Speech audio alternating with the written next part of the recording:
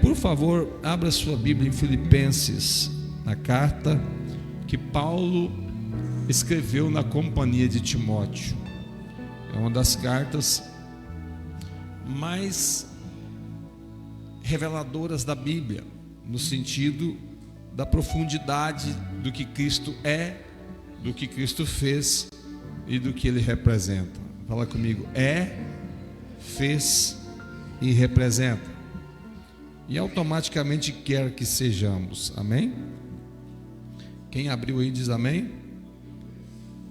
Filipenses capítulo 1, no verso, vamos partir para o 2, porque aqui é uma saudação, mas vamos ler tudo, fica bom. Volta no primeiro mesmo. Leia comigo, por favor. Paulo e Timóteo, servos de Jesus Cristo, a todos os santos em Cristo Jesus que estão em Filipos, com os bispos e diáconos. Ele continua escrevendo: graça a vós e paz da parte de Deus, nosso Pai, e da do Senhor Jesus Cristo. Dou graças ao meu Deus todas as vezes que me lembro de vós, fazendo sempre com alegria oração por vós em todas as minhas súplicas, pela vossa cooperação no Evangelho, desde o primeiro dia até agora. Dá uma pausa aqui, mano, onde você está. Preste atenção.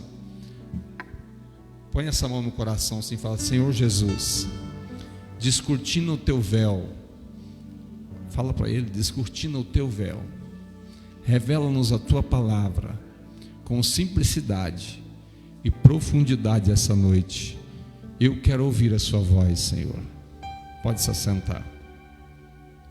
Paulo, juntamente com Timóteo, ou na companhia de Timóteo, escreve a carta à igreja de Filipos. A igreja de Filipos recebe uma carta de Paulo, e Paulo faz algumas exclamações extraordinárias nessa carta. Primeiro que você precisa saber é que Paulo, ele estava discipulando ou ensinando Timóteo. Timóteo, um jovem pastor, instruído nas sagradas letras desde sua avó Lloyd. Lloyd era a avó de Timóteo, que criou Timóteo nas sagradas letras. Timóteo, um jovem aprendiz que servia a Deus através do ministério de Paulo. Fala comigo: servir através de alguém. Fala. Só para não perder o fio da meada, fala assim: servir através de alguém. Timóteo não servia a Deus diretamente, assim como nós também. Deus chama homens através de homens. Deus não levantou Eliseu do nada, embora sim, do nada Deus levanta Eliseu, e você vai entender, isso não é de um mês. Eu vou explicar para você que do nada Deus levanta Eliseu. Eu disse aqui numa aula, num domingo, pregador sem mensagem, que Deus não levantou nada que prestasse da escola de profetas, e por curioso que fosse, os estudantes ou os estudiosos profetas e os filhos de profetas não foram escolhidos para ser sucessor de Elias. Você pode reparar que em toda letra os filhos dos profetas e os alunos dos profetas observavam Elias o tempo todo, e Deus se aprove de alguém que era lavrador. Diga comigo: lavrador. E manda com que Elias saia da caverna e vá ungir Eliseu, profeta, em seu lugar. Deus não se serve de alguém que estudou para ser. Curiosamente, Deus não pega nenhuma boa lição Deus pega daquela escola de profeta. Parece que algo ali não agradava a Deus. E eu tenho certeza que o que não agradava a Deus não tinha a ver com, quem sabe, um professor, não tinha a ver com, quem sabe, a própria escola de profetas em si, mas com a intenção pela qual os profetas estudavam, a intenção pela qual existia a escola de profetas. É linda a Bíblia, teologia é magnífico e maravilhoso, dependendo da intenção que se estuda. Se se estuda com o coração quebrantado e contrito, a teologia pode sim extrair algumas ferramentas para você, a exemplo, o conhecimento a fundo do que se fala. Porém, dependendo do coração que se estuda a teologia, podemos criar os nossos próprios demônios, a saber, o principal deles, a soberba.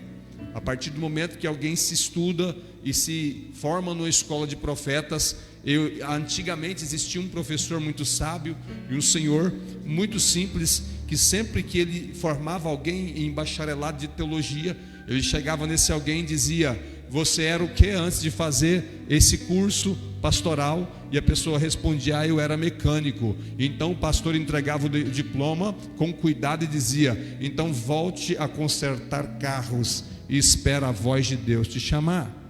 Você fazia o que antes de se formar em teologia? Eu era enfermeiro. Então você pega o seu jaleco e volte a enfermar até que Deus te chame. Peraí, pastor, eu não estou entendendo. Eu me dediquei, eu estudei, eu apliquei, eu decorei, eu passei nas provas, eu segui as lições, eu cumpri o rito.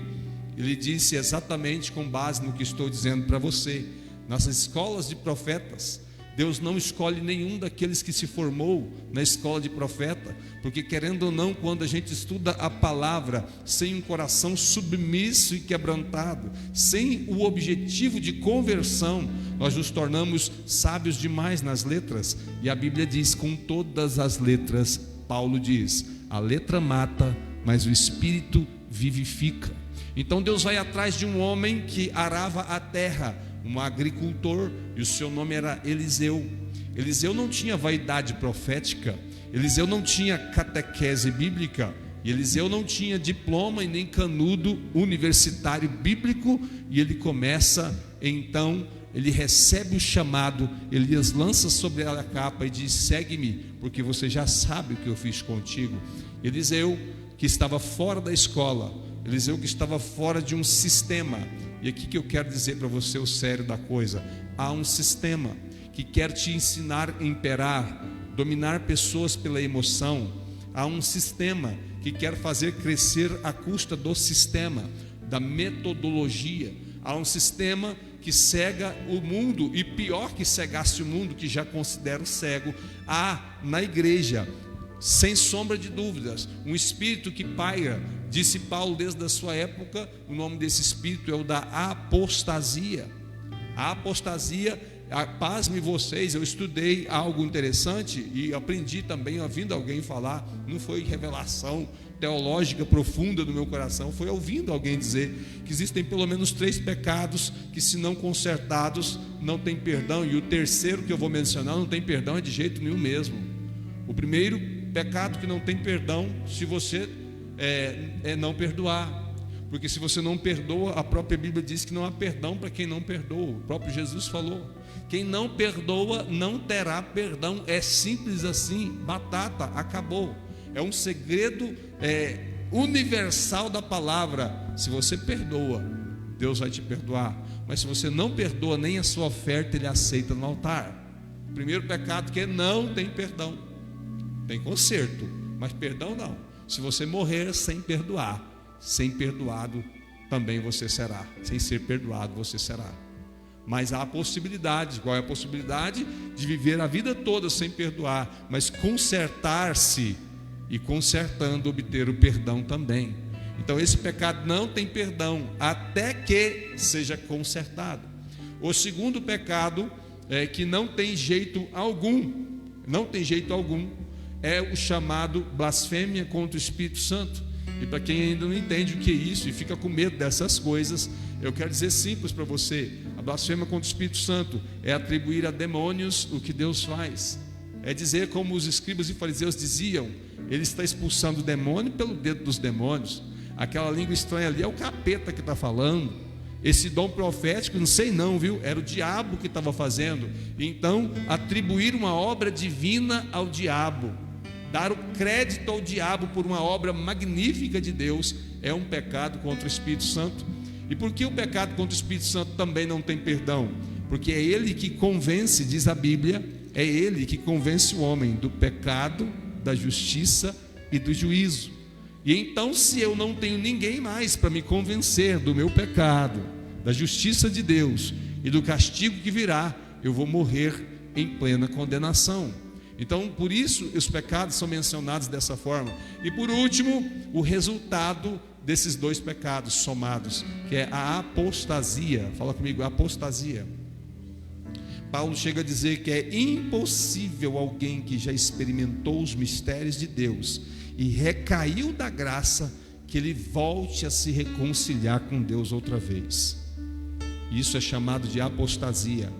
A palavra já não tem mais valor para ele, já não tem temor no coração com as coisas santas, já naturaliza tudo. Tudo é natural, a palavra é natural. A irmã canta um hino, em vez de prestar atenção na adoração do hino, ele presta atenção se foi afinado ou não, se a melodia é legal ou não, se o músico sabe tocar ou não. Ele já não faz mais diferença entre a casa de Deus ou uma adoração e um show. Ele já não tem mais a diferença entre o lugar de culto e oração com a mera reunião. Ele já não consegue mais discernir o que é o Espírito Santo falando ou o que é apenas a emoção.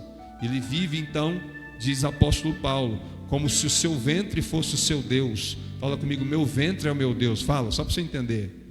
O que significa? Dou vontade, faço. Deu fome, eu como. O meu ventre me manda. Estou inclinado, estou com um desejo, então eu realizo. Isso é ter o ventre como seu Deus, e é um dos frutos da apostasia. Mas o que isso tem a ver com Filipenses? Tudo começa, tudo se originaliza em algo muito simples, que eu vou entrar para você agora.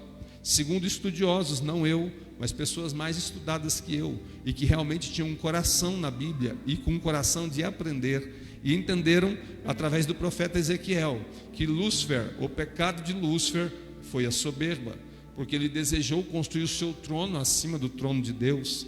Ele desejou ser igual a Deus e edificar o seu trono acima do trono de Deus. O primeiro pecado então do universo não é o homicídio. O primeiro pecado do universo não é o adultério. O primeiro pecado do universo também não é a prostituição, não é a lascívia, não é a glutonaria, não é nada senão a ambição somada a essa arrogância, essa prepotência. Qual que é a palavra certa? Soberba. E o que significa soberba? É sentir de si além do que é, né? Quando diz, olha, parafuso de rosca soberba, é porque passa de si, sobra de si. E Lúcifer sentiu sobrando de si a tal ponto dele achar que poderia se assentar acima do trono de Deus, aliás, acima das estrelas, e tão alto como Deus. E pasme com o que eu vou te dizer: soberba não é querer ser maior que Deus, só de você querer se igualar a Ele, já é uma soberba infinita. Então Satanás comete o primeiro pecado do universo, que é a soberba. Por que eu estou dizendo isso para você? Porque através de Filipenses nós vamos aprender um dos maiores segredos para se agradar a Deus do universo, está na carta dos Filipenses. Preste muita atenção. Paulo estava acompanhado do jovem Timóteo. Ele escrevia uma carta e ao mesmo tempo tinha um sentimento de ensinar Timóteo a não ter aquele tipo de sentimento. Preste atenção numa coisa e um segredo que eu vou te mostrar agora.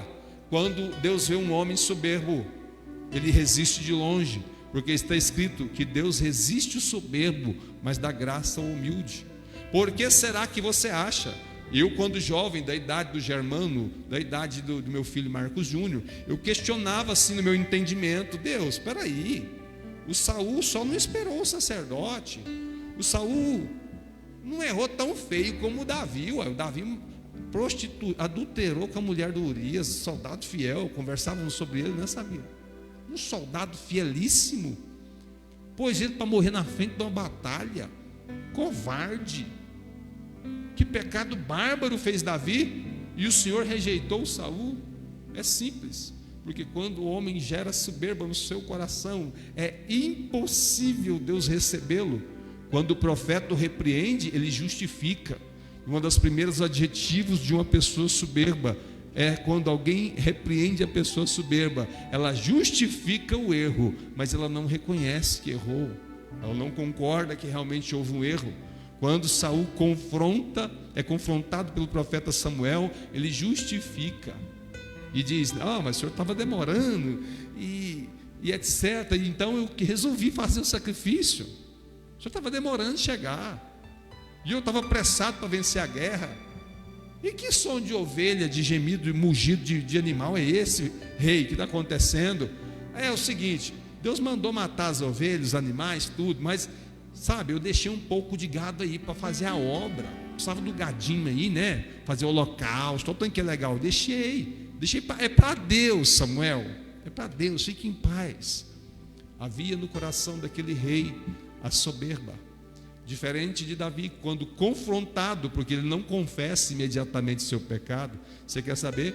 A primeira coisa que o pecado faz com o homem nem é apartá-lo de Deus, ou abre os olhos como abriu de Adão, ou fecha os olhos como foi no caso de Davi. Para de enxergar a realidade, foi preciso ser confrontado por um homem de Deus, outro profeta chamado Natã. Então, quando ele vê, quando alguém tira as escamas dos seus olhos, ele reconhece que pecou, ele tece o segundo texto da Bíblia mais conhecido entre todas as religiões da terra, que é o Salmo de número 51. Os irmãos sabem que o texto mais conhecido da Bíblia entre todas as religiões da terra, o primeiro é o Salmo 23 e o segundo, o Salmo de número 51. E como ele começa: tem misericórdia de mim, ó Deus, tem misericórdia de mim, porque pequei, contra ti somente pequei. Ele reconhece que pecou, ele não justifica o seu erro, ele não explica que a mulher era linda demais. Deus, mas o senhor também, né, meu Deus? Como é que o senhor faz um trem bonito desse tanto? Aí como é que eu faço? Ele não faz isso. Ele reconhece, ele compunge o seu coração, ele se humilha até o chão e faz uma das mais lindas declarações que eu te recomendo ler em casa, o Salmo 51. Ele reconhece a sua miséria, a sua origem. Ele diz: em pecado me concebeu a minha mãe. Ele conta a sua história desde a concepção. E ele faz a afirmação mais linda que eu acho. Conversava com o Charlie esses dias sobre esse sentimento que há no coração de alguns jovens e houve no meu. Ele disse com todas as palavras para Deus o seguinte: Davi, tu és reto e puro quando julgas. Sabe o que ele estava dizendo? Se o Senhor me julgar agora e me matar, me jogar no inferno, o Senhor está certinho, porque eu pequei. Mas purifica-me com o teu isopo e ficarei mais alvo que a neve. Ou, em outras palavras, lava-me no seu sangue e o Senhor vai me restaurar a justiça outra vez. Salva-me, restaura a alegria da tua salvação, e eu ensinarei o teu povo as suas leis e os seus louvores. Ao mesmo tempo que ele se humilha, ele reconhece que Deus tem um poder de lavar as nossas vestes e fazer tudo novo de novo para a glória de Deus. Muito diferente de Saul, que justificava tudo e a culpa era de todo mundo, menos dele. Você conhece gente assim? Todo mundo tem culpa, menos ele. E isso é uma soberba que assombra o coração de muitos e afasta Deus. Não é que Deus não está vendo, mas Deus tem prazer de estar longe de quem é soberbo. E perto está o Senhor, diz a palavra, de quem tem um coração quebrantado e contrito. Você quer ver Deus perto? Chega por baixo. Entenda que você não é nada. Entenda que Ele é tudo, que Ele é o centro, que Ele é o poderoso. É Ele que pode me lavar, Ele que pode me justificar, Ele que pode me levantar, Ele que pode me perdoar e Ele que pode restaurar em mim um coração voluntário que quer servir por amor. Agora, voltando ao texto de Filipenses, eu fiz só por menção para você entender, porque aos olhos humanos o pecado de Saul é menor do que o de Davi, bem menor, mas a reação de um personagem é totalmente adversa à reação do outro. Um se humilha e vai até o chão e reconhece que Deus é Deus e que ele é pecador, e o outro ainda alega que está ajudando a fazer a obra. Não, Samuel, o senhor demorou, uai. Esse gado aqui é para fazer sacrifício. Deus não gosta de sacrifício? Ué, estou te entendendo não, profeta. Diz a Bíblia que Deus rejeitou Saul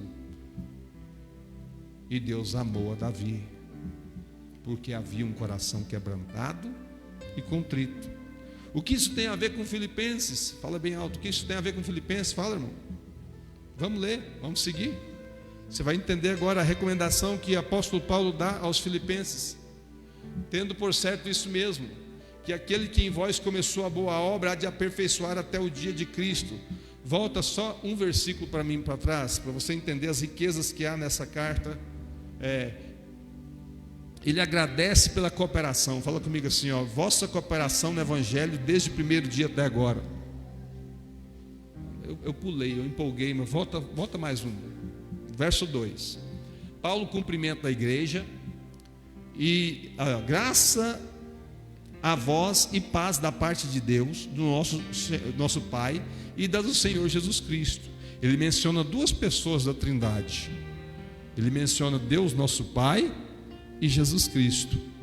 Para as pessoas que são de uma forma categórica, querem afirmar que Deus é um unicista, ele não é um unicista, ele é trino, ele se revela no Pai, ele se revela no Filho, ele se revela no Espírito Santo. E só nessa carta você vê os dois personagens, Deus Pai e Deus Filho, através do cumprimento de Paulo à sua igreja. Mas o que eu quero falar com você não é isso. Olha o tanto que é bom ser colaborador da obra, irmão. Olha o quanto é bom fazer a obra com amor. Olha o quanto é bom ofertar dízimos. Olha o quanto é bom colaborar com quem faz a obra. O grande apóstolo Paulo diz o seguinte, vai lá, próximo. Dou graças ao meu Deus todas as vezes que me lembro de vós. A igreja de Filipos era uma igreja que contribuía, que ajudava desde o primeiro dia de missão do apóstolo Paulo. Era uma igreja que preocupava com as necessidades daquele homem de carne e osso, mas porém poderoso no espírito, que tinha um chamado e um distintivo de apóstolo, e colaborava com as missões. Você acha que era fácil viajar no passado? Tinha que carregar comida consigo, capa consigo, né? Era necessário carregar mantimento consigo, não era como hoje, tinha que pagar passagens caras de navio, não era simples, tinha que pagar alojamento nas cidades onde ele ia, a menos o lugar que ele estava preso, que estava bem alojado entre as cadeias por causa do Evangelho. Mas antes de ser preso, o próprio professor que esteve aqui conosco disse claramente que ele esteve alguns dias preso, outros dias soltos, e quem mantinha a obra do Senhor era a igreja que colaborava com aquele missionário e ao mesmo tempo apóstolo, missionário barra apóstolo, o apóstolo Paulo. E ele faz uma oração de gratidão missionária. Já imaginou? Toda vez que a missionária Mildene for orar, ela lembrar de você com alegria. É bom, não é, missionária? Você vai orar para alguém, você tem uma alegria. Tem um rapaz em Itaberaí que ele é responsável por eu estar literalmente e financeiramente responsável por eu andar hoje. Ele me colocou em um dos melhores médicos cirurgiões quando sofri um acidente, e eu não fiquei sabendo de nada disso. Ele mandou fazer uma peça própria para colocar na minha coluna. Quem não sabe, eu sou todo parafusado e ando pela graça e misericórdia do Senhor e a colaboração daquele homem que calado encomendou uma peça caríssima. Não é aquela que o governo dá para me parafusarem as costas depois daquele acidente. E eu achando que o socorro estava demorando. Sabe por que demorou, Samir? Porque a peça era encomendada segundo a minha medida, e ele fez isso tudo com o dinheiro dele, sem falar para ninguém, nem para mim. Mais tarde é que eu fui descobrir isso, e quando descobri eu chorei muito, porque eu até achava que devia favor para essa pessoa, mas quando eu descobri a manobra que ele fez para que a minha cirurgia fosse um sucesso, com o melhor cirurgião possível, com o melhor equipamento possível fabricado por encomenda no Rio de Janeiro, para trazerem de lá e fazer a cirurgia, e recomendando de todo sigilo para que ninguém soubesse, meu coração começou a amá-lo de uma forma mais intensa. Já gostava muito dele. Quando descobri de tudo isso, eu chorei muito e liguei para ele e falei assim: meu querido, como é que você fez isso? Por que você não me disse nada? Ele se emocionou e falou assim: ô meu querido, apenas ore por mim, apenas ore por mim. Isso é uma benção, apenas ore por mim. Então assim, isso eu posso fazer, meu querido, e com alegria. E eu me lembro de apóstolo Paulo: dou graças a Deus, ó meu Deus, todas as vezes que me lembro de vós. E é verdade, todas as vezes que eu vou orar para aquele homem, eu oro com alegria, porque é tão bom quando você precisa de alguma coisa, e ninguém pode fazer a menos aquele que Deus tocou no coração para fazer. É tão bom isso. Paulo está falando da colaboração da igreja de Filipos, que bancava ele nas suas missões. E ele fala claramente: dou graças a Deus, meu Deus, todas as vezes que me lembro de vós. E ele fala o porquê no texto, vamos ler? Fazendo sempre com alegria oração por vós em todas as minhas súplicas. Agora pasme, segure e fala comigo de novo. Soberba e humildade, fala. Irmão, era o Paulo. Eu já vi, gente, pastor, homem de Deus, falar assim: você não está fazendo mais que a sua obrigação, você está pegando o boi de ouvir. Há um histórico horrível aqui nesse lugar. Alguém me contou de alguém que um dia disse aqui: eu não preciso de ninguém aqui, só da minha família, já estou satisfeito. Você quer ir embora? Pode ir. O grande apóstolo Paulo, não estou mandando ninguém embora não, viu gente? Estou contando um caso para vocês. Eu preciso de vocês. Paulo diz assim: olha, Paulo é humilde, ele foi chamado por Deus, ele tem um chamado glorioso. Deus usava aquele homem de uma forma estupenda, mas ele para agradecer àqueles que cooperavam com ele na obra. Ele reconhece que sozinho não pode fazer nada. Por mais grande entendido que Paulo seja, ele também é humilde ao ponto de não só agradecer cada contribuição dos irmãos, como também orar em todas as súplicas por aqueles irmãos que, quem sabe, às vezes com sacrifício faziam as suas ofertas, as suas contribuições para que o reino continuasse crescendo. E o mais bonito de tudo é que essa igreja de Filipos recebe essa carta como um presente, até porque não dizer uma recompensa, e a sua história fica gravada. Talvez não teríamos a carta de Filipenses se os filipenses não tivessem plantado uma semente de gratidão no apóstolo Paulo. Por que Paulo escreveu a eles? Porque eles se tornaram importantes, e Paulo reconheceu um povo importante que o ajudava, que fazia parte de uma história. E essa carta chegou até vocês hoje. Sabe quem patrocinou ela?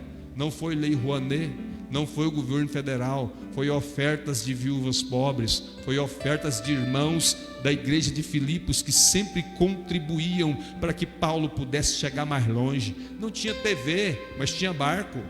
Não tinha rádio, mas tinha o gogó, onde ele entrava, saía, pregava, ia de rua em rua, aldeia em aldeia, pregando nas margens dos rios, nos aerópagos, por que não? Nos grandes centros ele pregava, e alguém bancava isso. Se Paulo foi e viajou tantas viagens como viajou, e se pregou para tantas famílias como pregou, é graças àqueles que entenderam o valor que existia na vida de Paulo e contribuíam com amor. E a recíproca é verdadeira. Paulo está dizendo: eu não teria chegado aqui se não fosse vocês. Isso falta no meio daqueles que são hoje, abre-se aspas, usados por Deus. Alguns pensam que é só obrigação, mas não. Há um valor em cada oração que você faz por alguém. Está orando por alguém para que pregue melhor, está orando por alguém para que cante melhor, está contribuindo, está pagando algum voto ao Senhor, está entregando uma oferta para que se melhore alguma coisa, está subindo uma escada para consertar um data show. Tudo isso, está sentado numa mesa de transmissão. Eu não poderia fazer isso tudo sozinho. Tem alguém contribuindo, e o evangelho está chegando, e o nome do Senhor está sendo glorificado. Dá um glória a Deus aí. Alguém está limpando a igreja, sabe lá, às vezes se chorando ou sorrindo. Alguém está regulando alguma coisa. Alguém está programando, entregando, viajando para entregar uma cesta básica. E tudo isso é o corpo da igreja, a dependência de um corpo e a sabedoria de Deus em nós, porque cada um de nós temos um chamado. E Paulo reconhece a grandeza da atitude da igreja de Filipos. Fala comigo, Filipos. E esse tesouro começa a desembraçar agora, desabrocha, depois que ele cumprimenta. Vai, verso 2, vai. Ele agradece pela... Volta lá, fala que ele agradece pela cooperação mesmo, para ficar bem rasgado, ó. Pela vossa cooperação no evangelho desde o primeiro dia até agora. Vai passando, vamos ler. Tendo por certo isso mesmo, que aquele que em vós começou a boa obra há de aperfeiçoar até o dia de Jesus Cristo. Aqui tem outro segredo teológico positivo e saudável, não esse teológico maligno. Tem outro segredo. Fala comigo um salmo: a luz do justo é como a aurora. Fala. Que jeito que é a luz da aurora? Quem vê o sol nascer ainda nessa geração? Você vê? Como que é? Já nasce quentão, né? já nasce cegando a gente, bem, sabe como é que é a aurora? Parece que ainda é noite, aí fica vermelhinho o céu, tímido, vai amarelando, aí você fala assim, nossa, parece que vai amanhecer, hein? E de repente já está dia claro, e passa um pouquinho, você trabalha, o sol já está queimando. E isso que Paulo falou tem a ver com o Salmo, que diz que a luz do justo é como a aurora, que vai brilhando mais e mais, até se tornar dia perfeito. O que Paulo está dizendo é o seguinte: eu percebo o coração de vocês, Filipos, vocês não são perfeitos, muitos de vocês às vezes tropeça, cai, levanta, cai de novo, levanta, mas eu consigo ver, hoje diriam, os mais moderninhos, a áurea de vocês. E deixa eu te dar uma palavra, não precisa ser perfeito não, porque aquele que começou em vós a boa obra, há de aperfeiçoar até o dia de Jesus Cristo. Sabe o que significa? Às vezes você vem para a igreja, nem vontade está tendo, você não sente graça, você começa a orar, você só dói o joelho, mas que é isso, pastor, o que está acontecendo comigo? A luz do justo é como a aurora. Você vem para a igreja, você não concorda com muita coisa, ou algo não está tocando você não está entendendo muita coisa, mas não se preocupe, porque a luz do justo é como a aurora, e o Senhor que começou a boa obra em você, Ele vai aperfeiçoando até aquele dia. Alguém me disse assim, pastor, mas eu estou com dificuldade de falar. Esse alguém tem promessa de Deus. Como ele já melhorou da primeira vez que entrou no Povo Eleito até agora parece que está brilhando mais, parece que ele está concentrando mais, parece que ele está falando mais radiante, mais confiante. O que é isso? A luz do justo é como a aurora, que vai brilhando mais e mais até se tornar dia perfeito. Não tem mágica, tem persistência. Cada culto que você vem aqui, Deus está trabalhando algo novo na sua vida. Cada palavra que você ouve, você cresce mais um pouco e o nome do Senhor vai sendo glorificado. Quem entendeu diz amém. Olha o segredo teológico positivo, eu preciso falar, saudável que há aqui, porque nem toda teologia é realmente saudável.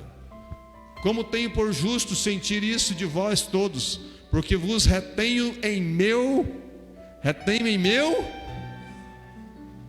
Meu Deus, tem duas formas de reter no coração de alguém, irmão: pisando no calo ou abençoando.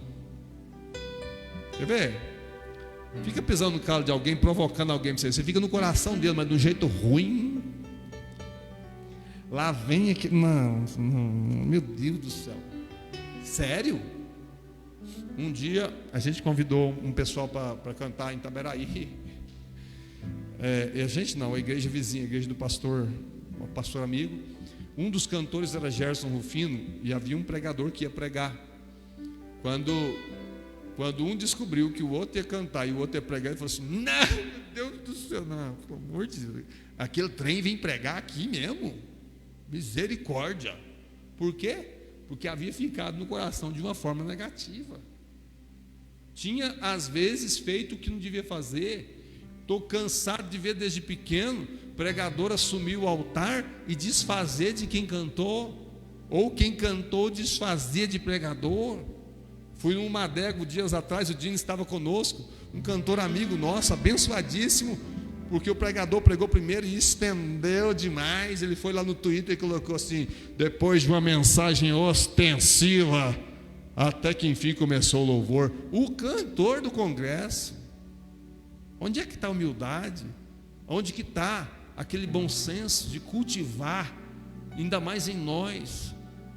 Sabe aquele negócio de veneno de serpente? Mas só para serpente, não é para nós não. Nós somos ovelhas do Senhor. Nós precisamos praticar o bem, resistir, suportar uns aos outros em amor. E Paulo diz claramente: eu tenho vocês no meu coração. Como será que Filipos tratou Paulo, hein? Dá vontade de ver, não dá? Vamos ler mais, por favor. Pois todos vós fostes participantes da minha graça, tanto nas minhas prisões, como na minha defesa e confirmação do Evangelho. Uma igreja presente em todos os momentos. Levanta a mão para o céu assim e fala assim: nós devemos orar uns pelos outros, para transformar tudo, entender tudo. Talvez esse rapaz conhece. Temos que ser um, como o Pai em Cristo é. Temos que ser um, para que o mundo saiba que o Pai me enviou. Temos que ser um. Lembra dessa música? A igreja conseguiu ser uma com o apóstolo. a igreja conseguiu somar. E isso tudo tem a ver com humildade, porque o nariz que aparecia não era o deles, de Filipos. Quem protagonizava era Paulo. O Paulo está em tal lugar. Ninguém perguntava como é que ele chegou aqui.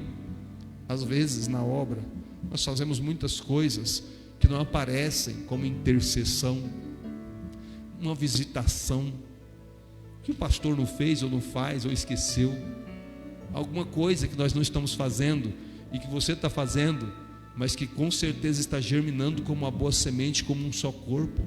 Paulo aparecia, Paulo pregava, o milagre acontecia, o simpósio, a conversão acontecia, mas Paulo tinha consciência de que havia uma igreja junto com eles, somando como um só corpo, não só nos momentos felizes, mas também nos momentos de aflição, de prisão, perseguição. E ele reconhece que sem a igreja de Filipos, talvez ele não tivesse concluído grande parte do seu ministério.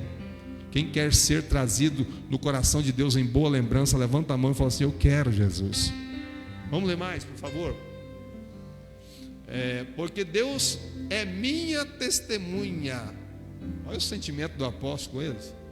É minha testemunha das saudades que tenho de vós, e tenho em entranhável afeição de Jesus Cristo.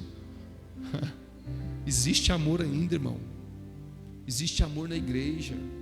Existe amizade fiel. Existe Judas Iscariote. Existe gente ruim. Existe. Mas ainda tem muita gente boa que você tem que amar, tem que carregar consigo, tem que valorizar, tem que entender, tem que perdoar, tem que cultivar, tem que arrastar. O mal não vence o bem.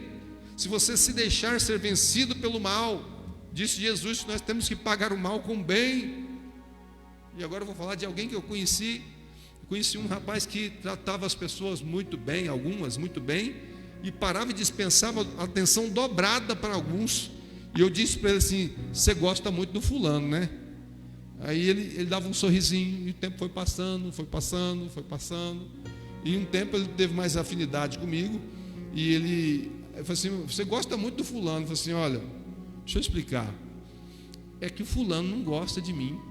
Eu falei: peraí, por que você está todo mundo cercando você, que todo mundo te paparica, gosta demais de você, e você dá atenção dobrada para o fulano, e você está falando que ele não gosta de você? É porque eu quero reverter esse fato, eu quero reverter isso, né? Porque você gosta de mim? Eu gosto, então não preciso gastar tanto tempo com você. Você já gosta de mim, eu gosto de você. Mas uma pessoa que não gosta de mim, eu preciso ganhar ele, ele não pode ser meu inimigo assim. E eu guardei isso no coração. Não que eu esteja fazendo, mas eu lembrei que no início da minha aproximação com ele me dava muita atenção. Aí eu falei assim: meu Deus, será que eu também era assim? Será que eu também levantei alguma surpresa nele, algum sentimento assim que fez ele pensar que eu não gostava dele? Porque ele me dava tanta atenção também, né? Será que ele me deu atenção? E eu era um pouco crítico, né? Acho que eu nunca deixei de ser, né, meu bem? Um pouquinho. Então eu acho que ele percebeu assim: esse rapaz é meio campo minado, eu vou aproximar dele. Sabe o que aconteceu, irmão? O amor venceu o mal. E hoje eu sou um grande admirador daquele homem. Sabe por quê? Ele suportou, ele teve entranháveis afetos, ele pagou um preço. Ele foi humilde, porque ele não precisava de mim, ele não precisava me responder algumas perguntas que eu fazia, algumas provocações que eu tecia. Ele não precisava me dar satisfação, porque ele já era cercado de muitos amigos mais importantes que eu. Mas ele não me queria ter por inimigo. Quem entendeu diz amém. Isso é possível através da humildade. Aquele homem não fez isso por estratégia, aquele homem fez isso por humildade e sabedoria. Como você trata as pessoas que te perseguem? Nem sempre. Dias atrás, eu vou falar dias para não ficar confuso, alguém me falou tanta coisa ruim, pesado de verdade, mandou uns áudios assim, uns textos. Vou ser bem claro com vocês, só me faltou mandar para aquele lugar, só me faltou falar a palavra de baixo calão, assim, daquelas E eu olhei aquilo, sopesei. Falei, trato da mesma forma? Não posso tratar da mesma forma. Pode estar ferido com alguma coisa, revoltado com alguma coisa. Eu não posso tratar da mesma. De vez em quando, olho e dá vontade de ignorar. Mas eu me lembro, peraí, um dia alguém teve paciência comigo. Um dia alguém me deu atenção dobrada, não porque eu merecia, mas porque eu não merecia. E isso é o exercício de uma humildade. Coloca a mão nesse coração, você fala assim, eu preciso ser humilde, porque a soberba lembra Deus do diabo. E agora, antes de seguir para o texto, eu vou dizer, a primeira coisa que você desperta em Deus quando é soberbo, a primeira coisa que Deus se lembra é de Lúcifer. Eu estou falando de bons sentimentos. É bom lembrar do diabo? É bom? Não. A primeira coisa que Deus se lembra no céu, quando vê um homem soberbo, é da figura de Lúcifer, porque ele é o pai da soberba. Foi ele que desejou e criou e planejou a soberba em seu coração. Assim também como ele é o pai da mentira, e ele também é o primeiro homicida, disse Jesus, que o diabo é o primeiro homicida, é o primeiro soberbo, é o primeiro mentiroso. Então, quando você é soberbo, você desperta em Deus uma repulsa automática, porque a soberba afasta Deus. Vocês entenderam? Diga amém. Agora vamos continuar lendo para você entender por que eu falei de soberba, por que eu falei de Satanás, por que eu falei de Davi, por que eu falei de Saul, porque eu contei alguns exemplos. Vamos esquecer essa saudação gostosa de Paulo, esse calor, esse amor com a igreja de Filipos. Vamos entrar no conteúdo. Capítulo 2, por favor. Capítulo 2. Agora, ele faz uma súplica para a igreja, depois de elogiar. Ele faz uma súplica. Ele pede encarecidamente à igreja. Lê comigo, por favor. 1, 2, 3 e... Portanto... Não, está muito baixinho. Vamos lá, 1, 2, 3 e... Portanto, se há algum conforto em Cristo, se há alguma consolação de amor, se há alguma comunhão no Espírito, se há alguns entranháveis afetos e compaixões, completai o meu gozo. Fala comigo, completai o meu gozo. Já sou alegre. Vou te ensinar a falar algo com a Bíblia, porque às vezes a gente não fala assim, a gente tem que exercer. Não fala que você é infeliz, não, irmão. Pede para alguém completar a sua felicidade. Não fala que é ruim, não. Fala para alguém completar a bondade, porque senão parece que não presta. Você sempre faz isso. Você sempre não sei o quê. Quem ouve, pô, sempre só tem o erro. Paulo era tão sábio que antes de exortar, ele gravava as qualidades. E a Bíblia também faz isso. Jesus faz isso em Apocalipse. Tenho a seu favor que você odeia as obras dos nicolaítas, que eu também odeio, porém tenho contra ti que deixaste o teu primeiro amor. Jesus também faz o mesmo. Mulheres que me ouvem, homens que me ouvem, primeiro enalteça a qualidade. Quer ensinar alguém de verdade? Enalteça as qualidades, para depois, e com moderação, falar alguma coisa. Paulo diz, completai a minha alegria. Ele está dizendo assim, olha, eu já sou alegre com vocês. Homem, diga assim para sua esposa, completa a minha alegria. Esposa, diga para o esposo, completa a minha alegria. Completa a minha alegria, porque eu já sou alegre do seu lado, mas vou ficar mais alegre se você fizer isso. Paulo está nos ensinando até a crescer no relacionamento, né? É como alguém que cobra de alguém como se nunca tivesse feito nada. Assim não vai, irmão, não dá. Ninguém consegue, né? É como, por exemplo, o Declê estava aqui arrumando a escada e tal. Eu falava, o Declê nunca arruma. Não, completa a minha alegria arrumando isso aqui. Vamos completar essa boa obra, fazendo aquilo, visitando não sei quem. Vamos completar essa boa obra, chegando mais cedo no culto. Vamos completar essa boa obra, pastor, terminando no horário, porque eu quero ir embora. Vamos completar essa boa obra, completa a minha alegria. Pai tem que virar para o filho e falar assim, eu já sou feliz contigo, meu filho. Você é uma bênção, você não teima, você me honra, você honra a palavra. Porém, meu filho, eu quero que você se esforce mais nisso. Você precisa ser melhor nisso. Paulo está dizendo da mesma forma para a igreja. Coloca a palavra assim na sua boca e fala, completa a minha alegria. Eu amo os obreiros dessa igreja. Vou fazer um pedido: completa a minha alegria. Se detenha na palavra, pregue a palavra, se especifique, foque no que você quer dizer, para que eu tenha alegria completa em ouvir e dizer assim: o povo eleito é uma bênção para pregar, o povo eleito sabe o que está falando. Completem a minha alegria, porque vocês já me fazem alegres. Olha a diferença de alguém chegar aqui e querer simplesmente arrotar o beabá. Completem a minha alegria. Quem está entendendo diz amém. Aí ele diz o seguinte: completai a minha alegria, meu gozo, para que sintais o mesmo, tendo o mesmo amor, o mesmo ânimo e sentindo a mesma coisa. A igreja precisa sentir, irmão, a mesma coisa. Sabe o que sinto? Sinto que são tempos difíceis. Sinto também que não é fácil amar e ter paciência com todo mundo. Sinto que não é todo mundo que gosta de mim. Sinto também que às vezes eu não gosto de todo mundo. A gente é ser humano, mas nós precisamos sentir o mesmo. Eu faço parte desse povo, eu faço parte dessa igreja. Ainda não é a igreja dos meus sonhos, mas nós podemos completar a alegria.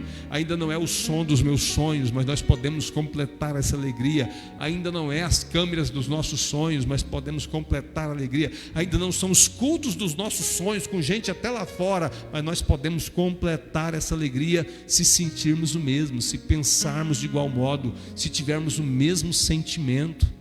Quem entendeu diz amém. O trabalho é dos jovens, estou junto, tenho apoio, tenho minha admiração. É das mulheres, tem meu apoio, tenho minha admiração. É dos varões, tem meu apoio, tenho minha admiração. É de criança, tem meu apoio, a mesma intenção pela qual, se fosse eu dirigindo, eu tenho o mesmo prazer. Se uma criança subir aqui e pregar, eu vou sentir a mesma alegria de ver essa criança pregar com autoridade, porque somos um só.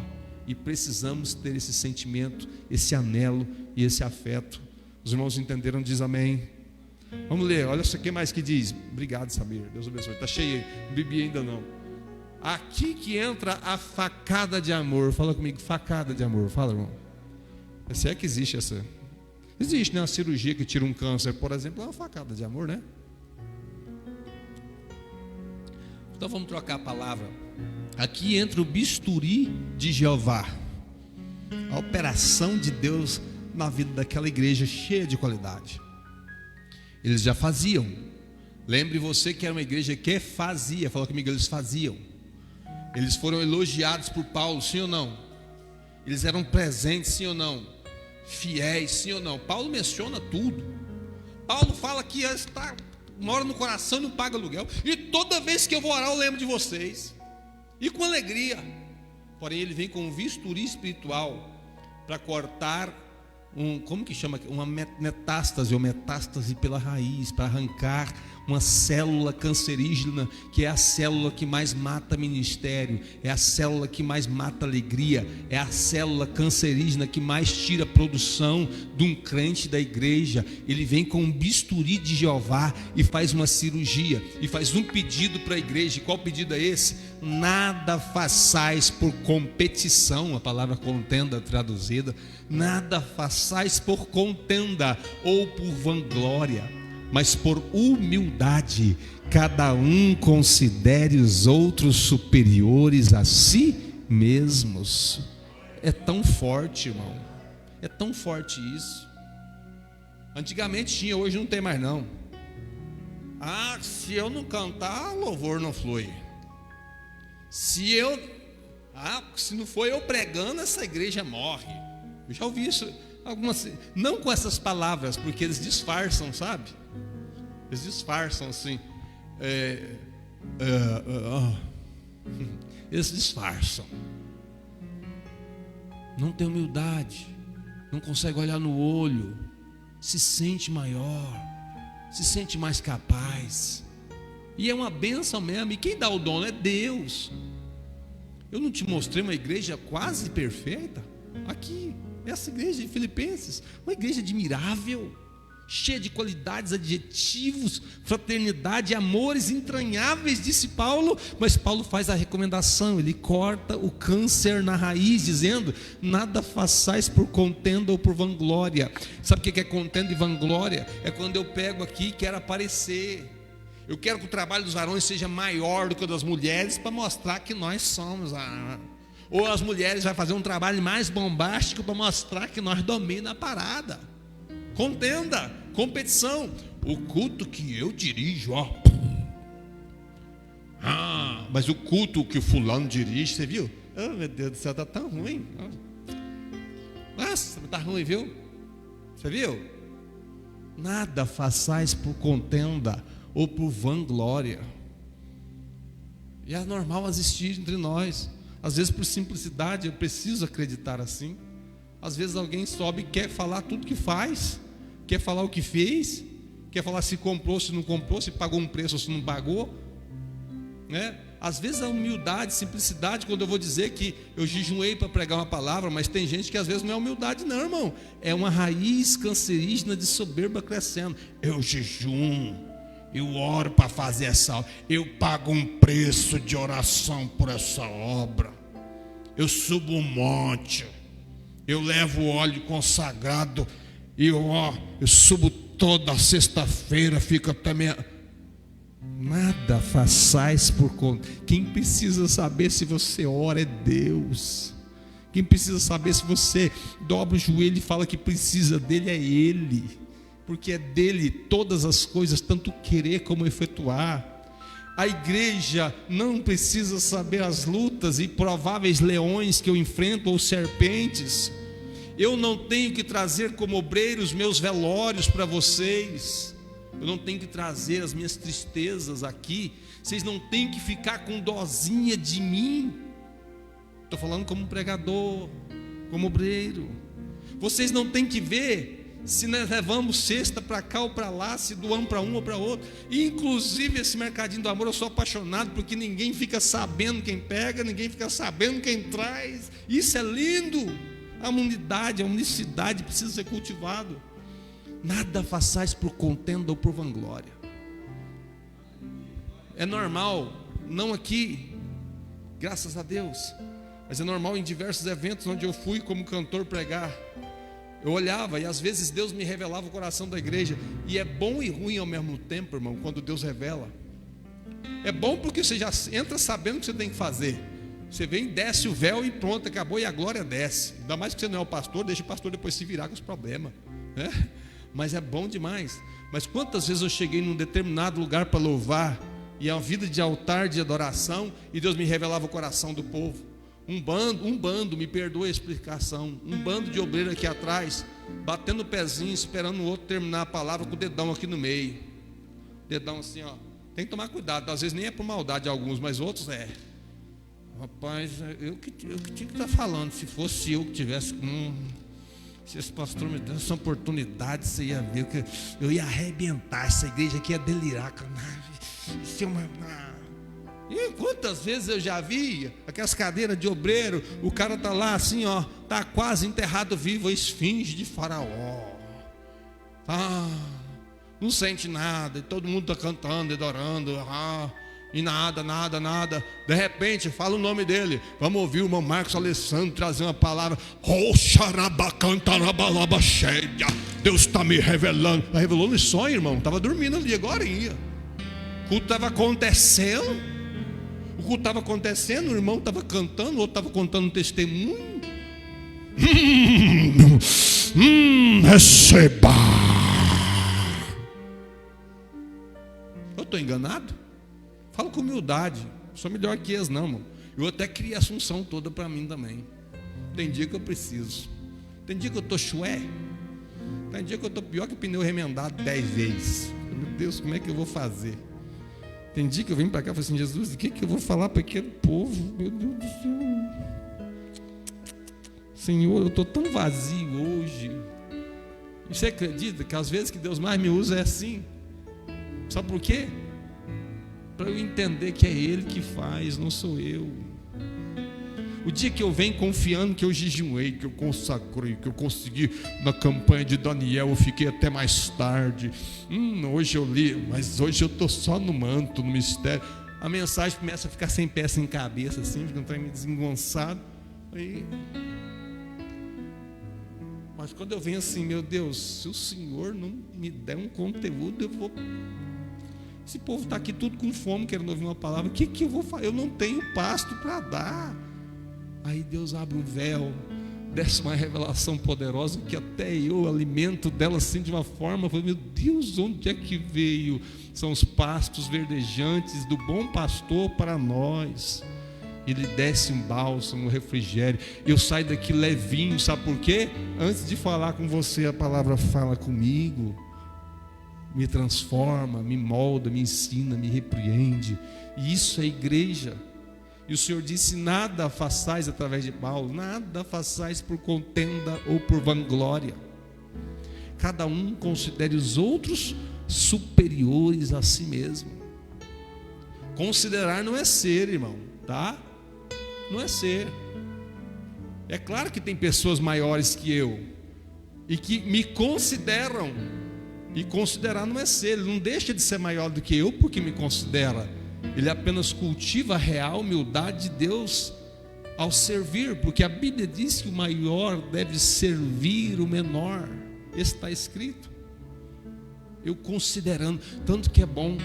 Eu venho e considero o Josenilton, que fez um trabalho maravilhoso, subiu no andame, balançando, trocou. Ficou boa aquela lâmpada ali, irmão? Dá um glória a Deus aí. Ficou perfeito, estava um fiozão pendurado. Pois, eu considerar o que cada um fez. Mas ele era fácil, tinha dois segurando no andame, os jovens foram lá, buscou o andame carregando de lá para cá, ele só subiu, trocou. Não, cada um considera os outros. Ele dispôs a vir. Os trabalhos de jovens estão uma bênção. O líder aqui, o líder ali, o jovem, o Germano, está na câmera ali. O líder, mas uma das grandes ideias, diversas ideias que ele teve. O Charlie te ajudou nas ideias, não ajudou, meu querido? E ajuda até hoje. Isso não faz você como líder menor, isso faz você semelhante a Cristo. Cada um considere o outro. Mas eu estou aqui há mais tempo. E eu não tenho uma oportunidade igual o fulano que chegou. Cada um considere os outros superiores a si mesmo. Não é tempo de casa e não somos dono da obra. Não sou dono dessa igreja. Não, é o corpo de Cristo. E a edificação da noiva precisa continuar crescendo nessa direção. Você pode falar amém? Nada façais por contenda ou por vanglória. Cada um considere os outros superiores a si mesmo. Por quê, pastor? Fala por quê, irmão. Falei errado, vou falar assim, para quê? Vai. Por que é ruim? Para que é bom? Para quê? Ele vai continuar dizendo, não parou o chicote não, a cirurgia continua. Não atente cada um para o que é propriamente seu, mas cada qual também para o que é dos outros. Já viu só? Louvor, aqui não tem muito músico não, graças a Deus, assim, esse sentimento não serve para cá. Graças a Deus por esse sentimento não serve para cá. Eu queria que tivesse muito músico, mas aqui não tem. Mas em grandes igrejas fica assim, ó, o meu louvor ficou melhor. Quando a nossa equipe canta é melhor. Mas quando tem até mais unção. Nada, irmão, façais por contenda e nem por vanglória. Não estou falando, agora eu preciso fazer uma pausa antes de seguir. É algo que Deus põe no meu coração, preciso dizer para você. Olha para a ponta do meu nariz aqui, por favor. Não estou falando isso porque existe em nosso meio. A vacina, por exemplo, ela funciona para evitar uma doença e não porque você está doente. Você vacina uma criança paralisia infantil, não é porque ela está paralítica, e sim para evitar a paralisia. E diante do crescimento que está proposto para essa igreja, para essa obra, você precisa cultivar essas balizas na sua vida. Deus vai soprar essa igreja, Deus vai levantar alguém. Você precisa ter esse sentimento que houve em Cristo Jesus. Vamos seguir lendo para você entender melhor. Está dizendo assim: de sorte que haja em vós. Fala, para quê, irmão? Para que de sorte haja em vós o mesmo sentimento que houve também no apóstolo Paulo. Quem está lendo aqui diz amém. Vou até pedir o Germano para baixar a luz, para você ler melhor, porque eu não escutei a voz de vocês. De sorte que haja em vós o mesmo sentimento que houve também. Que mesmo sentimento é esse? Vamos ler? Próximo versículo. Que sendo em forma de Deus, sendo em forma de Deus, Jesus, sendo em forma de Deus, não teve por usurpação ser igual a Deus. Jesus nunca tirou a credencial. Me respeita, rapaz, eu sou filho de Deus, eu desci de cima. Não, nunca tirou. Ele falava, ele ensinava, eu sou de cima, o ensino que eu dou é de cima. Mas sempre que acontecia um milagre, ele dizia, glorifica a Deus. Ele se submetia a Deus, ele glorificava a Deus, mesmo sendo em forma de Deus. Mesmo sendo em forma de Deus, não teve por usurpação ser igual a Deus. Mas qual foi o comportamento dele? Vai seguindo para mim. Mas aniquilou-se a si mesmo. Renúncia. Eu quero falar, eu não concordo, eu não gosto, eu não estou curtindo, mas ele renunciou a si mesmo, ele negou a si mesmo. Olha o que ele fez, leia comigo por favor. Mas aniquilou-se a si mesmo. E não foi fácil não, irmão. Ele era Deus desde o princípio, tá? Tomando a forma de... Jesus tomou a forma de servo, fazendo-se semelhante aos homens. Próximo, por favor. E achando-se na forma de homem, humilhou-se a si mesmo, sendo obediente até a morte e morte de cruz. Faça uma pausa, eu preciso explicar isso aqui para você. Deus descer para a terra já era uma humilhação eterna. Deus se fazer homem já era uma humilhação que você, se fosse Deus, não aceitaria. Você precisa entender o nível, o quanto ele desceu. Não desceu pouco não. Não é um homem que se humilhou à morte, é um Deus que se humilhou à forma de homem, e depois que se achou na forma de homem, ele se humilhou sendo obediente até a morte. São degraus e degraus que ele desceu. Foram níveis e níveis. Para um Deus se fazer em forma de homem, já é uma humilhação sem igual. Nascer de uma mulher, uma manjedoura, ser curado do umbiguinho, fazer necessidade, ser limpado. Deus assumiu a forma humana, já era uma humilhação sem tamanho, do tamanho da eternidade. Mas depois que ele desceu a forma humana, que já estava bom, nós não merecíamos isso. Não merecíamos isso. Ele ainda se humilhou mais ainda. Humilhou, e sendo achado em forma de homem, já estava baixo demais aqui, irmão. Para Deus estava. Ele humilhou-se outra vez. Humilhou-se a si mesmo, sendo obediente até a morte e morte de cruz. Dá para ver o oposto de Satanás aqui? Levanta a mão e dá uma glória a Deus, irmão. Dá para ver o oposto da soberba aqui? Diz amém. Vamos ler, por favor. Pelo que também aí vem a recompensa. Agora põe a mão no coração. Você quer que eu fale? Vou falar. Eu quero que daqui Deus levante os maiores expoentes da palavra de Deus. Eu quero que desse lugar, nessa casa, levante os maiores adoradores e que sejam infinitamente maiores que foi o meu ministério. Eu quero que nesse lugar Deus levante homens tão cheios do Espírito Santo, que sejam tão usados por Deus, que no primeiro culto que você pregar, 3.000 almas se convertam. Eu quero, mas só existe um caminho para isso. É o caminho da humilhação, da humildade e do enfrentamento do seu próprio orgulho. Todos nós temos um orgulho, todos nós temos uma vaidade, e há uma linha tênue entre o sonho e um orgulho. Há uma linha quase invisível entre querer ser e sonhar em ser para a glória de Deus. Há uma linha quase invisível, e eu preciso cultivar isso. Se eu for humilde como Cristo foi, a recompensa é essa, porque a Bíblia diz o seguinte: humilhai-vos debaixo da potente mão de Deus, para que a seu tempo ele vos exalte. Repete esse versículo: humilhai-vos, pois, debaixo da potente mão de Deus, para que ao seu tempo ele vos exalte. Quem tem que exaltar você não é a sua boca, é porque eu sou pastor, eu sou escolhido, eu oro, eu jejum, eu consagro, eu tenho uma vida no altar. Não é a sua boca, o seu testemunho de si mesmo não vale. Disse Jesus que o testemunho pronunciado pela mesma pessoa não vale.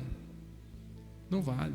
O que vale é o testemunho das pessoas a seu respeito, é o que falam de você. Por isso você tem que viver esse quinto evangelho na íntegra. E o quinto evangelho é você, é o seu exemplo, é a sua vida, é a sua humilhação. Jesus, sendo Deus, se humilhou. Nós, comedores de feijão, às vezes não queremos submeter um processo da igreja a uma doutrina boa, um bom costume. A gente às vezes torce o bico, cresce o tupete e fala assim: isso não precisa, não tem necessidade. Tinha necessidade de Deus descer da glória? Tinha necessidade de Deus descer a cruz? Ele não precisava disso. Ele não precisava. Ah, mas não tem que ter isso tudo. Para que isso tudo? Não se submeter. Quantas pessoas sofrem, infelizmente, agora estou quase terminando, choram lágrimas de sangue, porque um pastor despojado de qualquer coisa, um pastor apenas com um crachá, ser humano como você, diz: não faz isso, não faz assim, não vai por esse caminho. E a pessoa às vezes fala assim: é porque não, ele não sabe o que eu estou vivendo, ele não sabe o que eu estou passando, ele não sabe, não separa, você não sabe como é que é meu marido, não separa, é porque o senhor não sabe como é que é minha esposa, não está na hora, fulano. O senhor não vai saber mais que eu, pastor, eu que como sal lá em casa com ela. Dá errado, dá na teia, e sofre porque falta humildade de ouvir. E não é só um pastor, não. Às vezes uma correção, uma repreensão, uma mãe falando, ou um marido também, às vezes ouvir a esposa falando. Você acha que Deus pôs ela do seu lado só porque ela é bonita ou é um enfeite? Não. Quando às vezes temos dificuldades de ouvir a voz de Deus, precisamos ouvir pelo menos a nossa esposa, saber separar também, porque não é tudo que fala que é Deus, assim como não é tudo que nós falamos que é Deus. Discernimento. Deus te pôs com alguém, valorize esse alguém, entenda esse alguém. Humildade, não somos nada sozinhos e não poderemos fazer nada sozinhos. Irmão, certo é assim. Ah, mas quem está entendendo diz amém. Quando nos humilhamos perante Deus, de verdade, sem hipocrisia, isso aqui acontece. Jesus se humilhou, e olha o que aconteceu. Pelo que também Deus o exaltou soberanamente. Fala comigo: Deus o exaltou. Viu de novo a figura de Deus e a figura do Filho? Deus é trino, viu, irmão? Não tem um Deus unicista, não, que um só é tudo, não. Ele é Deus, Jesus é Deus, o Espírito Santo é Deus e o Pai é Deus. Mas os três têm atributos e são pessoas diferentes. Pessoas, não qualidades, pessoas diferentes. E as duas pessoas de novo estão nesse texto. Pelo que também Deus, o Pai, né, claro, exaltou-o soberanamente e lhe deu um nome que é sobre todo nome. Quem quer ter um nome exaltado por Deus? Eu quero, por Deus eu quero. Quando o homem te exalta, ele pode te exaltar hoje, como fizeram com Barnabé e Paulo, se não me falha a memória. Chamaram eles de deuses. No outro dia pegou pedra para apedrejar eles. O povo é assim. Mas quando Deus exalta é diferente. O YouTube pode te levar para muito lugar, a televisão também, a fama. Mas quando Deus te exalta é diferente. Quem está entendendo? É diferente quando Deus faz na nossa vida. Quem quer ser exaltado por Deus, o caminho é o mesmo, a humilhação, porque Ele resiste o soberbo, mas dá graça aos humildes. Tem alguém humilde aí para ouvir essa palavra e dizer: fala comigo, Jesus? Tem alguém, irmão? Dá um glória a Deus, vai. Pelo que também Deus exaltou sobre o nome, deu um nome que é sobre todo nome. E olha, para que, fala comigo, para que de novo? Olha lá. Para que ao nome de Jesus se dobre todo o joelho dos que estão nos céus, na terra e debaixo da terra.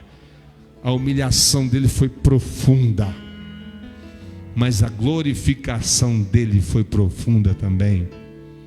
Eu vou terminar a dizer: quanto mais humilde você for, mais poderoso em Deus você vai ser, porque a humildade é atributo de Deus, vivido e vivenciado, comprovado e aprovado por Jesus. O caminho da humildade é um caminho que jamais será confundido, mas a soberba, nós já sabemos onde vai parar. Olha só o que mais está dizendo aqui. Quem quer que Deus te levante em alguma área, diga amém. Deus, irmão, pode desejar, eu quero aqui, ó. Deus, eu quero. E o caminho é esse, a humildade. Olha, irmão, se dobre todos os joelhos que estão nos céus, na terra e debaixo da terra. Você reparou alguma coincidência no que eu falei? Estou terminando já, mas você reparou? Eu disse que Deus se humilhou. Só de vir como homem já era uma humilhação, do céu para a terra, certo? Então um caminho de exaltação entre o céu e a terra era iminente. Se Jesus não morresse na cruz, só viesse aqui e desse umas instruções para uns bobão igual nós, ele já seria glorificado no céu e na terra, porque ele veio na terra. Só que a terceira, ou melhor, a segunda humilhação dele abrange mais um território. Olha aqui, ó, céu, terra e debaixo da terra. Fala comigo. No céu, na terra e debaixo da terra. Ele é o cordeiro morto desde a fundação do mundo no céu. Quando ele desce à terra, o seu nome já é o maior nome. Deus pisou na terra, o seu nome já seria glorificado entre todos os homens. Mas quando ele é humilde até a morte, morte de cruz, ele recebe outra glorificação. Ele recebe a glorificação de que todo joelho dos que estão no céu, na terra e debaixo da terra se dobrem diante do nome dele. Traduzindo em miúdos para a prática da sua vida, a sua glorificação será ao nível da sua humilhação. Não humilhação de ser no sentido pervertido da palavra, não, da sua humildade. Quanto mais você descer, mais território de glorificação você alcançará. Quem está entendendo diz amém. Amém ou amém? Você entendeu? Diz amém. No céu, na terra e debaixo da terra. Ele desceu para debaixo da terra. Ele desceu às partes mais baixas da terra. Ele pisou a cabeça da serpente, da velha serpente, do diabo. Ele tomou a chave da vida e da morte da mão do diabo. E hoje o diabo não tem sequer a chave da sua velha casa. Quem manda lá é Jesus também. Quem manda lá é Ele também. Por isso nós adoramos um Deus mais que trino, eterno, e que é glorificado e tem poder no céu, na terra e debaixo. É um Deus tremendo, digno de toda honra e toda glória. E tudo isso só é possível porque Ele desceu, Ele se humilhou, Ele se entregou, Ele se despojou. Quando Jesus desceu, e essa é a última para terminar, me perdoe já os minutinhos que eu estou passando. Quando Jesus desceu à terra, a primeira coisa que você tem que entender é que Ele deixou a divindade. Fala comigo, deixou a divindade. Não, divindade fica forte. Deixa eu mudar a palavra que eu não preparei ela. Ele deixou, repare que eu estou vestido. Estou vestido, diga amém.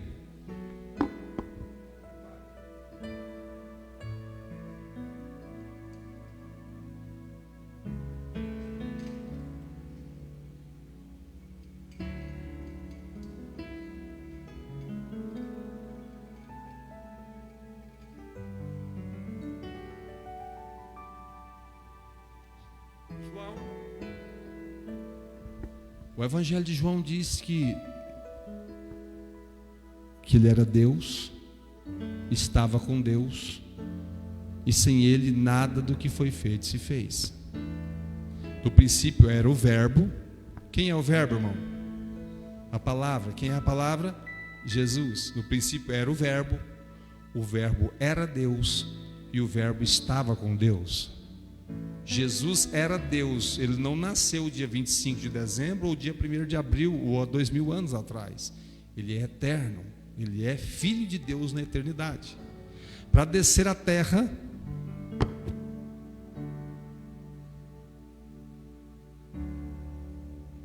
se ele desce à terra vestido de glória, ninguém podia nem olhar para ele. Se ele desce à terra revestido da glória, morreríamos ao vê-lo, porque ele é Deus. Se ele desce à terra glorioso, não havia sacrifício, porque que é impossível para Deus. Se ele desce à terra com poder divino, o diabo não podia tentá-lo, e o pecado não podia tentá-lo, o sacrifício não seria perfeito, porque afinal de contas ele tinha superpoderes, na linguagem mais de hoje. Imagina Jesus aí, filho de Deus, fazer uma tipologia simples, mas está muito longe disso, é só para você entender factualmente. Quem já assistiu Superman, diga amém. Tem jeito de vencer aquele homem, irmão? Tem a dó. Ele para a bala assim, o camarada bate um trem nele, entorta tudo, e ele fica rindo. Mais ou menos assim seria Jesus na terra, se ele desce revestido como Deus. Mas para descer aqui, para que você entenda como foi profundo e humano o sacrifício de Jesus, ele deixou a glória de unigênito do Pai. Ele deixou assim. Vou descer lá? Vou. A glória de Filho de Deus, a glória divina, o poder de Deus que eu tenho, ele deixa com o Pai e nasce na figura humana. Para separar dos discípulos, ele orou a noite toda. Para orar, para multiplicar, para ter poder, para andar sobre as águas, ele orava nos montes. Tinha que orar como eu e você. Para você entender o tanto que Jesus fez um sacrifício totalmente humano. Para fazer milagre, ele tinha que orar e ele jejuava. Ele tinha que jejuar, como eu e você.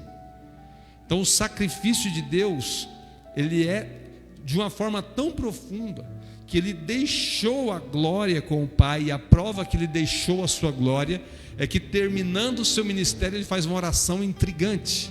Ele diz assim: torna a dar-me a glória que eu tinha contigo antes, desde a fundação do mundo. Jesus era glorioso e deixou a glória para vir aqui. Ele deixou a glória porque te amava, porque me ama. Isso é a real humildade que existe em Deus.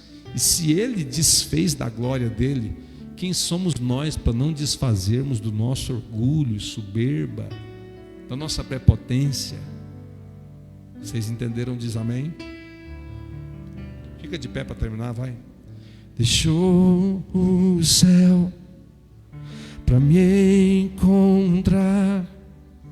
Aqui não é o seu lugar.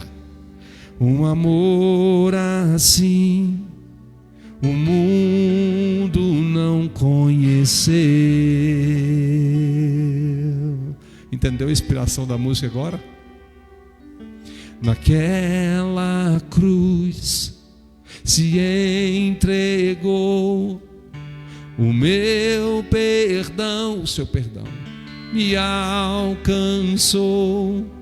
Um amor assim o mundo não conheceu. Quem entendeu diz amém. Levanta as duas mãos para os céus assim, ó. Esse é o sinal universal do rendimento, viu, irmão? Quando alguém aponta a arma para alguém, e se alguém está se entregando, ele levanta as mãos e se rende. Os sinais de Deus todos passam pela humildade. Todos passam pela humildade. E o Senhor quer fazer grandes obras no povo eleito. Eu quero que Ele comece no meu coração. Eu quero ter humildade, viver a humildade, viver a palavra. E se Deus me usar um dia, que seja para a glória dEle. E se Deus levantar e exaltar um dia, que seja para servir realmente com a palavra que realmente venha do céu. E que realmente faça a diferença. E que realmente gere cura. E que realmente gere aprendizado. E que gere realmente conversão. Quem entende diz amém. Fala comigo assim: o segredo é a humildade. Levanta as duas mãos para o céu. Senhor, eu quero te agradecer essa noite pela tua fidelidade, Senhor, por tua grandeza, por tua humildade para conosco, por todos os mistérios escondidos e revelados na sua palavra. Deus, eu abençoo os jovens que aqui entraram hoje, os novos membros que estão chegando, os membros já veteranos nessa igreja. Eu quero pedir ao Senhor a graça da humildade, Senhor, para que nós haja o mesmo sentimento que houve também em Cristo Jesus, o nosso Senhor. Pai, reveste-nos, para que quando o Senhor começar a curar através de nós, possamos entender, Senhor, que és Tu que és digno de todo louvor, toda honra e toda glória. Que nós não venhamos a ficar bobos quando a porta financeira se abrir em longa escala. Que nós não venhamos a ficar bobos quando o Senhor assoprar o nosso ministério nas quatro ventos dessa nação. Que nós não venhamos a ficar bobos quando o Senhor levantar a nossa igreja em uma alta projeção, porque Teu é o reino, o poder e a glória para todos sempre. Arabacalabaxeri alabafaço menebe alamas. Lubrianda Gácia, nada é impossível para Ti, Senhor, e toda honra e toda glória, Rabaque anda ralamasséria, Tu viala canta semirrace, seja dada ao Teu nome. Ao Teu nome seja dada a glória, ao Teu nome seja dada a força, que haja libertação. Lubrianda carravacheio onefácia, que haja salvação nesse lugar. E não vai ser a minha mensagem, não vai ser a minha capacidade, não vai ser a nossa capacidade, mas vai ser o Seu poder que se aperfeiçoa em nossa fraqueza, e o Seu nome seja exaltado em nome de Jesus. Quantos podem dizer amém? Estende as mãos assim. Que a graça do nosso Senhor e Salvador Jesus, o grande amor de Deus nosso Pai, a comunhão e a consolação do Espírito Santo seja com todo o povo eleito, não só agora, mas para sempre. Quantos podem dizer amém? Cumprimenta alguém que veio perto de você. Fala: que bom que você veio. Fala: que bom que você veio. Glória a Deus.